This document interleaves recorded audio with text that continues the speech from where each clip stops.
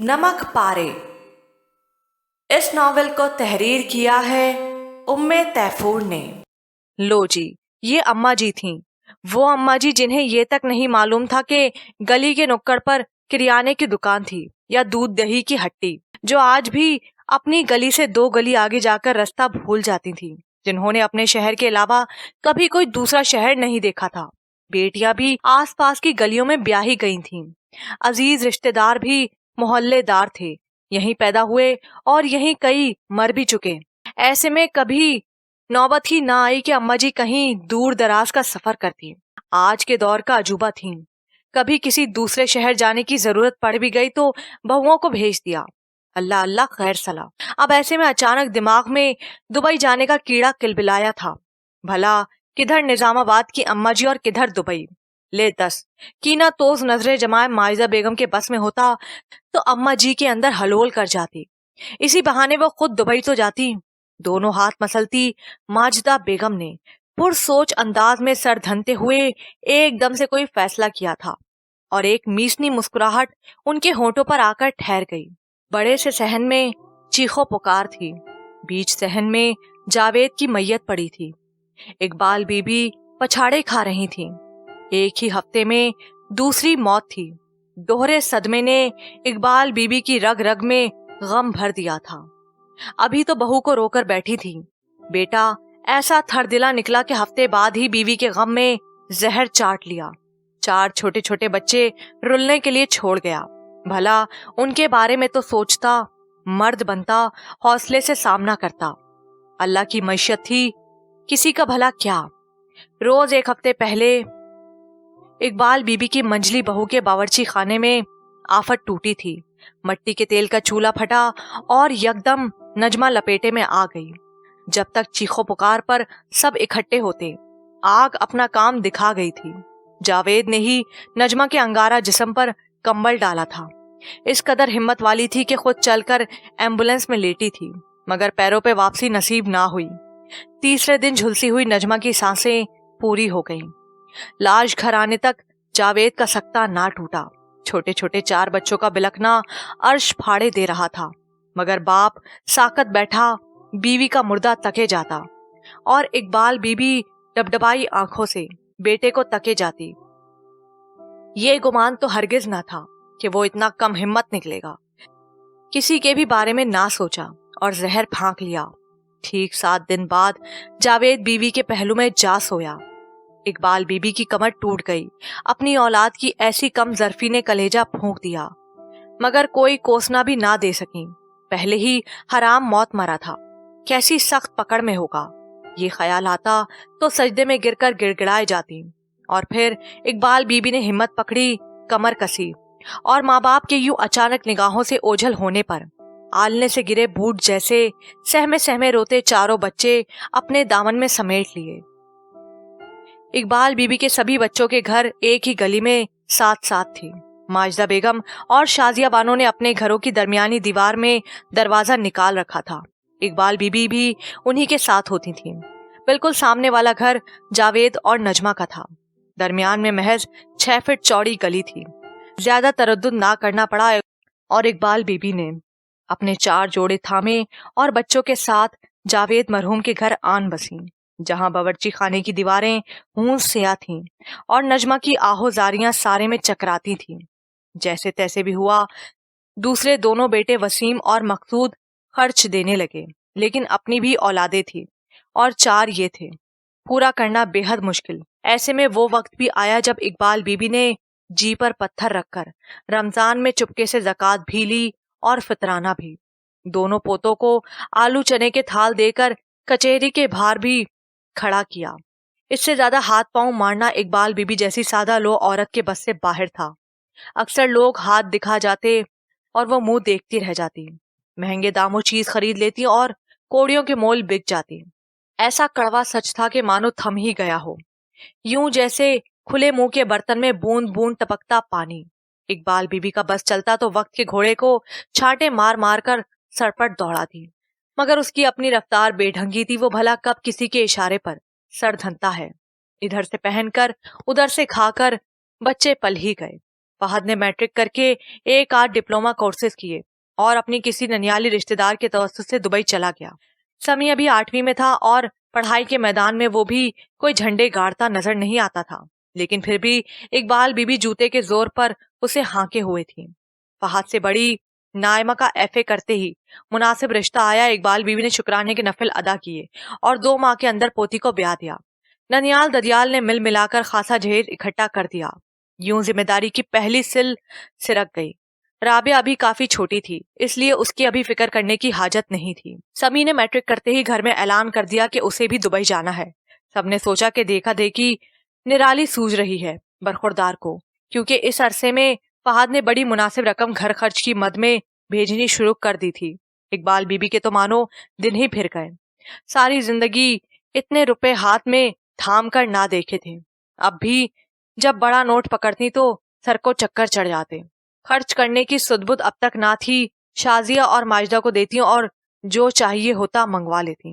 دونوں بہویں موقع کا فائدہ اٹھاتی اور 10 کے 20 بنا کے بتاتی۔ اقبال بی بی خاموشی سے پکڑا دیتی کہ ساری عمر دکانوں کا رخ نہ کیا تھا، بڑے بازار کا تو رستہ ہی معلوم نہ تھا۔ ایسے میں شازیہ اور ماجدہ کی بھی موجیں لگ گئی تھیں۔ سمی کو گھر کی حالت سدھارنے کا خیال یکدم آیا تھا۔ اس نے تایا اور چچا سے کہہ کر سب سے پہلے کچن کی کایا بدلی۔ سارا کچن اکھڑوا کر رکھ دیا۔ کاؤنٹرز، کیبنٹس، ٹائلز، یوں لگتا تھا جیسے کسی نے ٹاٹ میں مخمل پرو دیا ہو۔ سمی کو سارا گھر گدلا گدلا لگتا، جی چاہتا بس کچن میں بیٹھا رہے۔ اقبال بی بی نے 4 دن تو کاؤنٹر پہ سجے چولہے پہ ہانڈی روٹی کی، لیکن دیسی زمانے کی عورت تھی۔ 5ویں دن اس جدید کچن کے ایک کونے میں مٹی کے تیل والا چولہا دھرے سرسوں کا داغ گھونٹتے اقبال بی بی نے سکون کا سانس لیا تھا۔ دھیرے دھیرے سمی نے حساب کتاب رکھنا شروع کر دیا تو تائی چچی کی گوٹنیوں ڈنڈی مارنا میں خاطر خواہ کمی آئی تھی۔ کچن میں لاؤنج سے ڈرائنگ روم اور پھر بیڈ روم، آخر میں وسط میں بنا چھوٹا سا صحن۔ سب کچھ بدلتا چلا گیا سمی اور فہد کی بدولت۔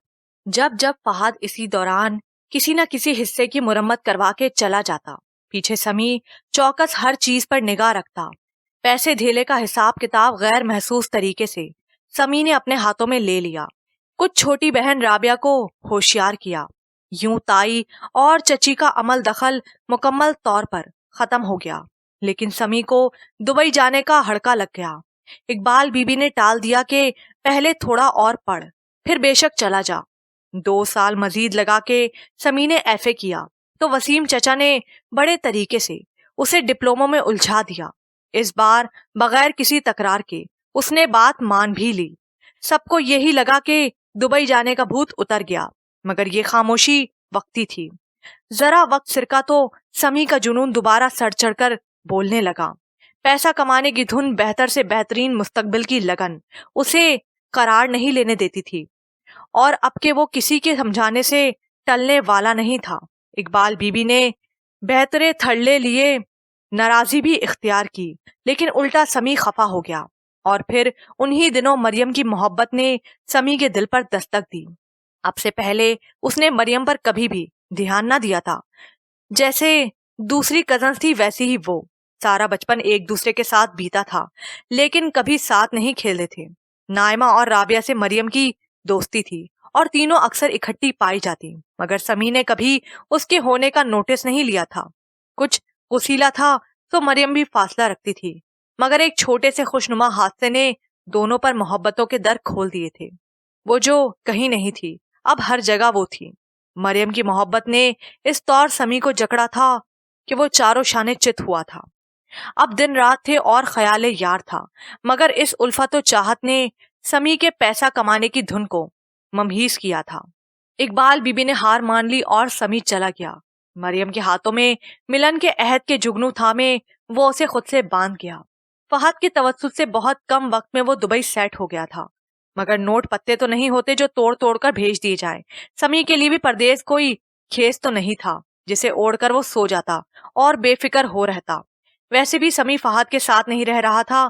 فہد کی نوکری عجمان میں تھی اور سمی دبئی میں تھا۔ بھائی سے دوری کی وجہ سے بھی اسے یہ وقت بہت کٹھن لگتا تھا، لیکن ایک بات کا اطمینان بہرحال تھا کہ وہ پاکستان رقم بھیج رہا تھا۔ کچھ وقت گزرتا تو فہد کی شادی کے فوراً بعد دادی سے مریم کے لیے بات کرتا، مگر اس عرصے میں ایک عجیب سی صورتحال پیدا ہو گئی تھی۔ پچھلی دفعہ جب فہد پاکستان گیا تھا تو دادی نے اس کی منگنی کر دی تھی۔ سمی نے فہد کو اتنا خوش کبھی نہیں دیکھا تھا جتنا وہ اس دفعہ واپسی پر اسے محسوس ہوا تھا۔ ہر وقت نازش کی باتیں اور اس کے قصے۔ فہد کا بس چلتا تو ہاتھ میں تسبیح تھام لیتا اور نازش جپتا۔ سمی حیران تھا کہ محض 22 دن کے لیے فہد گیا تھا۔ اسی دوران منگنی بھی ہوئی اور وہ دونوں اس قدر قریب آ گئے کہ فہد کو اب یہ تک معلوم تھا کہ نازش کو سبزی بنانے اور پکانے سے متلی ہوتی ہے۔ اسے کچن میں کام کرنے سے درد شقیقہ کی شکایت ہو جاتی ہے۔ بڑی عمر کے لوگوں کے بیچ زیادہ دیر بیٹھے تو پٹھوں میں ایٹھن شروع ہو جاتی ہے، اور پیا سنگ کسی دور دیس میں بسنا اس کا ایسا خواب ہے جس کی تعبیر کے لیے اسے کسی شہزادے کا انتظار تھا، اور فہد کی صورت میں وہ شہزادہ کاٹ کا الو اسے مل چکا۔ فہد خود کو کسی حسینہ کے خوابوں کا راجکمار تصور کیے جانے پر ہی پھولے نہیں سما رہا تھا۔ اسے 22 دن میں نازش سے غضب کا عشق ہوا تھا کہ سمی کو لگنے لگا تھا کہ اگر اگلے چکر میں ہی فہد میاں کا نکاح نازش بی بی سے نہ پڑھوایا گیا تو کوئی اور ہی غضب ڈھہ جائے گا۔ دبئی واپس آ کر فہد کی مصروفیات میں top of the list what's app پہ نازش کے ساتھ فیوچر پلاننگ تھی، اور اس فیوچر پلاننگ پر ایک دفعہ غلطی سے سمی کی نظر پڑ گئی تھی۔ اگلے 4 دن وہ بیچارہ بھائی سے نظریں نہیں ملا سکا تھا، پھر بھی وہ فہد کی خوشی میں خوش تھا۔ ماں باپ سے محرومی نے ان بھائی بہنوں کو بے حد کٹھنائیاں دکھائی تھیں۔ اب اگر فہد کی زندگی میں کوئی اسے چاہنے والا آیا تھا تو یہ سمی کے لیے بھی خوشی کی بات تھی، لیکن اصل گڑبڑ کہیں اور تھی۔ دادی نے سمی کو بتایا تھا کہ فہد نے 2 ماہ سے گھر کے خرچ میں بے حد کمی کر دی ہے۔ فون پر بھی روتا ہے کہ بہت تنگی میں ہوں، کھانے کے لالے پڑے ہیں، تنخواہ کا بڑا حصہ تو یہی کھپ جاتا ہے۔ دادی بے حد پریشان تھیں۔ سمی سے پتا کرنے کو کہا کہ فہد کسی مشکل میں تو نہیں۔ رہ کر دادی کو ہال اٹھ رہی تھی۔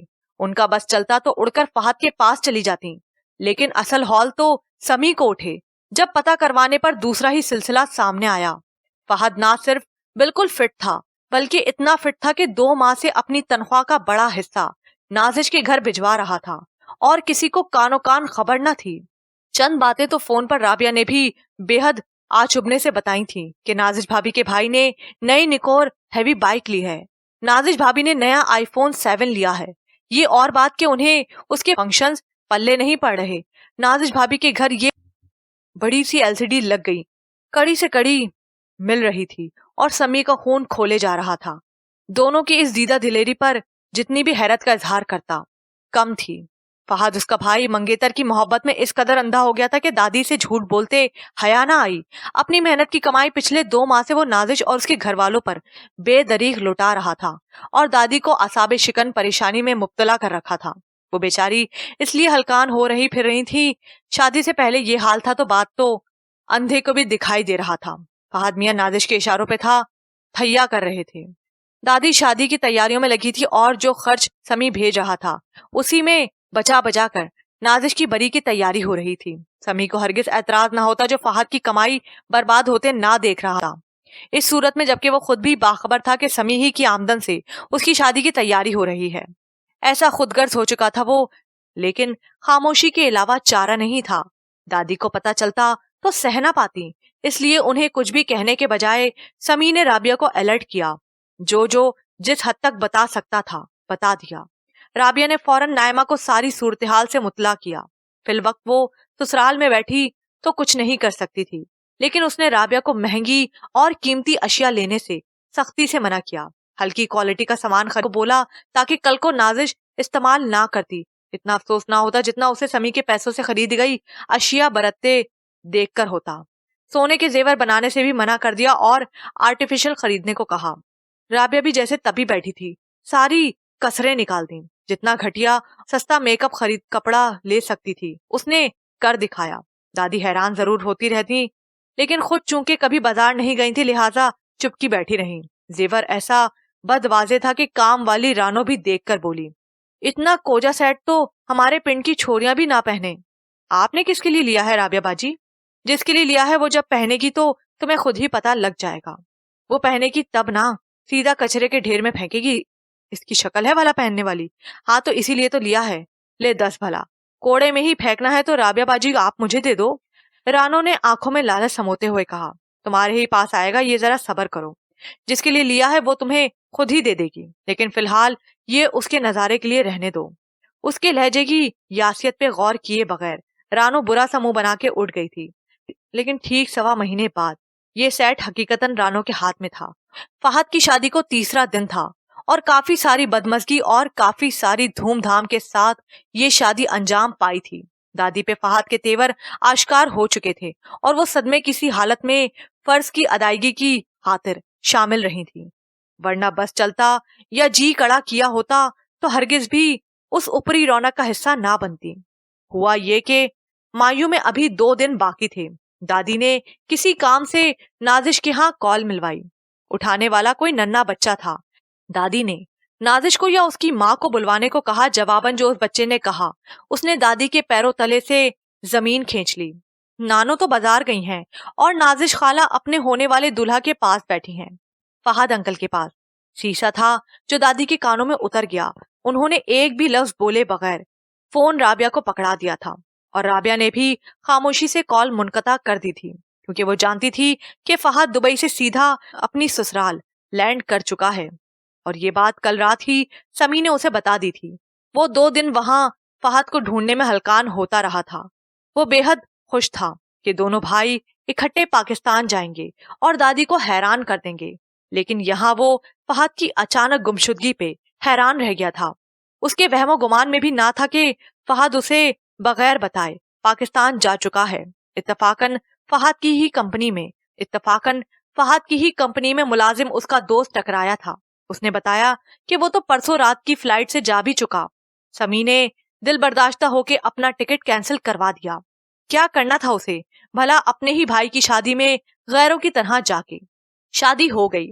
دادی نے گونگے بہرے بن کے شادی میں شرکت کی تھی، یوں جیسے پرائے بیاہ میں مہمان بلائی گئی ہوں۔ یہی حال رابعہ اور نائمہ کا تھا۔ جب اپنا بھائی ہی اہمیت دینے کو تیار نہ تھا تو شکوہ شکایت کیسی؟ دادی کا رویہ دیکھتے ہوئے کوئی تائی چاچی بھی آگے آگے نہیں ہوئی تھی، بلکہ ہر رسم میں نازش کے گھر والے پیش تھے۔ جب ولیمے والے دن صبح فہد کے کمرے سے جھگڑے کی آوازیں باہر آنی شروع ہوئیں۔ نازش ولیمے کے جوڑے کو لے کر اونچا بولے جا رہی تھی۔ باہر صحن میں چارپائی پہ کروٹ کے بل لیٹی دادی کی ٹانگیں دباتی رابعہ اور کچن میں رانو کے ساتھ مہمانوں کا ناشتہ تیار کرتی نائمہ کے کلیجے میں سچ میں ٹھنڈ بڑھ گئی تھی۔ تھوڑی دیر بعد فہد کے کمرے کا دروازہ کھلا اور نازش دندناتی ہوئی رابعہ کے سر پر تھی۔ تم مکار لڑکی، تمہیں کیا لگتا ہے کہ تم نے میرا دن برباد کر دیا؟ ہرگز نہیں، میرا نام بھی نازش ہے۔ ابھی 2 انگلیوں سے چٹکی بجائی گئی۔ ابھی فہد کے ساتھ جاؤں گی اور بہترین جوڑا بھی لاؤں گی، ساتھ میں آلہ پائی کے زیورات۔ یہ گھٹیا اور سستا سامان تمہیں ہی مبارک ہو۔ ہاتھ میں تھاما نکلی زیور کا ڈبہ اس نے رابعہ کے سامنے پٹک دیا، جو ہونس اسی تسلسل اور اطمینان سے ٹانگیں دبانے میں مگن تھی جیسے یہ ساری بک کسی اور کے ساتھ ہو رہی ہو۔ نازش کوئی بھی جواب نہ ملنے پر مزید زچ ہوتے ہوئے تنفر سے رابعہ اور دادی کی پشت تکنے لگی۔ چند ثانیے دل کا زہر آنکھوں کے رستے نکال کر وہ پیر پٹکتی گیٹ کی جانب چل دی۔ مسکین اور عاجز غلاموں کی مانند ہاتھ جوڑے کھڑے فہد نے بھی فوراً اس کی تقلید کی، لیکن وہ بیوی کے حق میں بہن کو لتاڑنا نہیں بھولا تھا۔ کیا ملا رابو تمہیں اپنے بھائی کی خوشی غارت کر کے؟ کیوں؟ کیا یہ زیور کپڑا آپ نے پہننا تھا؟ رابعہ نے بھی تڑق کے جواب دیا۔ فہد سٹپٹا گیا، فوراً تردید کرتے ہوئے بولا، وہ پہنے یا میں؟ بات تو ایک ہی ہے نا؟ دھت تیرے کی۔ بول کے احساس ہوا کہ وہ کیا بول بیٹھا، لیکن اب کیا ہو سکتا تھا؟ رابعہ کا چھت پھاڑ کہا تو گونجا ہی تھا، ساتھ میں اس کے کانوں میں نائمہ اور رانو کے ہنسنے کی آوازیں بھی پڑیں۔ ماری شرمندگی اور تیش کے پھولتے پھچکتے نتھنے لیے وہ قدرے بلند آواز میں گویا ہوا، اب جو کرتوت تم کر چکی ہو اس کا ازالہ کرنا بے حد ضروری ہے۔ میں نازو کو بازار لے کر جا رہا ہوں اس کی پسند اور مرضی کی چیزیں لینے۔ اب میں اسے آج کے دن ناراض تو نہیں کر سکتا نا؟ ایک ہی تو ولیمہ آتا ہے انسان کی زندگی میں۔ بڑا پائے کا فلسفہ جھاڑتے فہد صاحب بیوی کے پیچھے نکل لیے۔ بے غیرت کروٹ کے بل لیٹی دادی نے کل سے اب تک میں یہ پہلا لفظ برآمد کیا تھا۔ رابعہ نے ان کی بات پہ مسکراتے ہوئے چھوٹی انگلی سے آنکھ کے کنارے آئی نمی کو پونچھ لی۔ اس اثنا میں کچن سے نائمہ اور رانو بھی نکل کر ان کے قریب چلی آئیں۔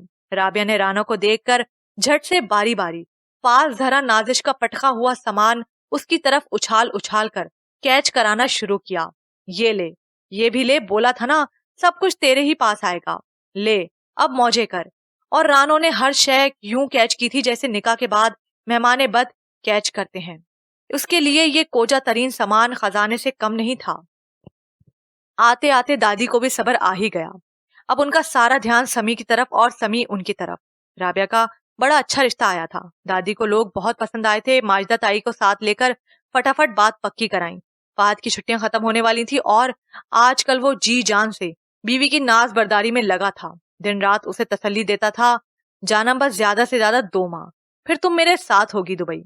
करीब ही दादी बैठी गंदुम फटक रही थी। नखूस से सर मारते हुए बोली, बैग में ठूस और साथ ही ले जा, वरना तेरी जानम का मुंह पिलपिले जामुन जैसा हो जाना है। देखा देखा फादी, तुम्हारे सामने ये मेरे साथ ऐसा सुलूक कर रही हैं, पीछे से तो निचोड़ के रख देंगी। नाजिश ने तड़प के फहद का हाथ थाम के माथे से लगाते हुए कहा। खालिस फिल्मी अंदाज दादी ने तीखी नजर डाली और मुंह में बुदबुदाई, लुच्ची, ये उनका आजकल की शौखी लड़कियों के लिए पसंदीदा लकब था। क्या दादी आप भी ना, ऐसे तो नाजो कमजोर हो जाएगी। इसे मैं आपके पास अपनी अमानत छोड़ के जाऊंगा, उसका ध्यान रखना है आप सबने। अमानत है तो मेरे कमरे की सेफ में बंद कर जा, बाहर से ताला भी मार के जा। रब दी सौ, तेरी दादी नहीं जो तेरे आने से पहले इसे खोल के भी देखा तो। किचन में आटा गूंथती राबिया का हंस हंस के हशर हो गया। नाजिश तैश से दांत कुचकुचाती दादी को देखे चली गई। उसे सच्ची में जवाब नहीं सूझ रहा था। फहद ने कान खुजाया और उसका ध्यान हटाने को बोला, अच्छा छोड़ो ना, ये बताओ कि मेरे जाने में चंद दिन रह गए हैं, कहीं घूमने चलना है तो बोलो, एक दिन के लिए हो आते हैं। हाय फादी, ये तो आपने मेरे दिल की कही। मैं सोच रही हूँ कि हम सब मरी से हो आए। हम सब कौन? अरे दादी कहाँ जा सकती हैं, वो तो आज तक 2 मोहल्ले छोड़ के अगली गली नहीं गई, मरी कैसे जाएंगी? फहद ने हैरान होते हुए तुरंत तफसीली जवाब दिया, मुबादा दादी तैयारी ही ना पकड़ लें। अरे नहीं बाबा, मैं दादी की नहीं अम्मी लोगों की बात कर रही हूँ। मेरी बड़ी ख्वाहिश है कि उनके साथ मरी जाऊं। उन लोगों ने आज तक मरी नहीं देखा। चलो इस बहाने वो सब भी हो आएंगे, क्या कहते हैं? नाजिश ने बड़ी अदा से फहद की शर्ट का कॉलर झाड़ते हुए कहा। उसने जवाबन थूक निगल के बात हलक से उतारी और मिस्कीन से लहजे में बोला, ऐसा है नाजो के उन सबको फिर कभी ले चलेंगे, अभी बस मैं और तुम चलते हैं ना। ये वक्त तो हमारा एक दूसरे के संग बीतना चाहिए ना। अब बंदा इतने सारे टब्बर के साथ हनीमून पर जाता अच्छा थोड़ी ना लगता है। क्यों जी, इतने सारे लोग कौन? सिर्फ अम्मी अब्बा, मेरा छोटा भाई मिट्ठू, बड़ी आपा और उनके 3 बच्चे और एक मेरी छोटी बहन। ये कोई इतना बड़ा टब्बर है क्या? तीखे चतून लिए उससे इस्तफसार करती, वो जैसे सब कुछ प्लान किए हुए थी। और भला फहद उसके आगे सर उठा सकता था? उस दिन शाम तक सारा प्रोग्राम तरतीब पा गया। नाजिश के घर वाले तो जैसे उसी हनीमून के ही मुंतजिर बैठे थे। सबके सब यूं तैयार होकर अगले दिन फजर के फौरन बाद पहुंचे जैसे मरी उनकी जागीर थी। दादी ने जबरदस्ती राबिया को भी तैयार करवाया। वो हरगिज भी उन छिचोरों के साथ जाने पर रजामंद नहीं थी और दादी भेजने पर बजिद। लेकिन दादी अड़ गई। फहद को 4-5 ससुराल मुरीदी के ताने मार के बहन को भी साथ ले जाने को राजी किया। उस गरीब ने नाजिश को राजी करने के लिए क्या क्या पापड़ बेले, ये तो वो खुद या नाजिश ही जानते हैं। बहुत एहसान करके वो सिर्फ ये सोच के राजी हो गई, चलो आपा का छोटू हर वक्त गोद में चढ़ा रहता है, राबिया उसको संभाल लेगी, वरना वो आपा को सुकून से तफरी कहाँ करने देगा।